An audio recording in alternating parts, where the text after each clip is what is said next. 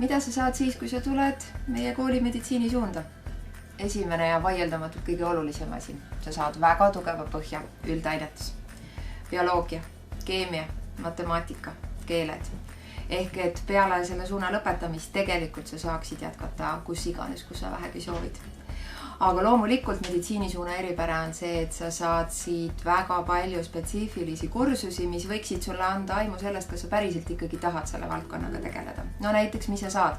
Üks põnevamaid asju on kindlasti praktilised tegevused. Näiteks töövarjupraktika Tartu Ülikooli kliinikumis. Või miks mitte praktilised laboritunnid tipptasemel teadlastega. Või näiteks praktilised projektiõppe tunnid koostöös Tartu Tervishoiu kõrgkooliga. Erinevad lisakursused, ladina keel, psühholoogia. Kõik selle jaoks, et sa saaksid kätte selle tunde, kas meditsiinivaldkond on see valdkond, mida sa päriselt teha tahaksid. Kes võiksid siia suunda tulla, kellele see sobib? Ma arvan, et see sobib nendele inimestele, kes ei karda inimesi, ei karda inimestega suhtlemist, ei karda nendega toimetamist. Kui sa kardad inimesi, siis tõenäoliselt jätkamine oleks sul suhteliselt raske. Kellele see veel sobiks? Meditsiinisuund vaieldamatult sobib inimestele, kes ei karda pingutamist ja kes ei karda tööd.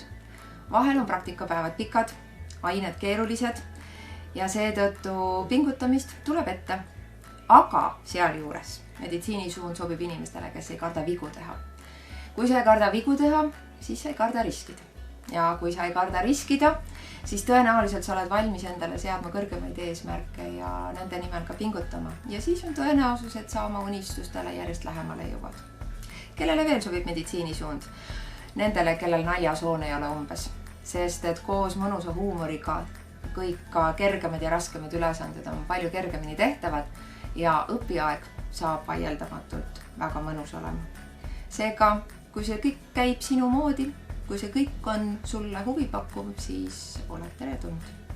Rääkida koostöös Tartu Tervishoiu kõrgkooli vahel ja Tartu Tamme gümnaasiumi vahel, siis mul on väga hea meel, et nüüd töötades Tartu Tervishoiu kõrgkoolis saan ma ka oma vanale koolile kuidagi kasulik olla.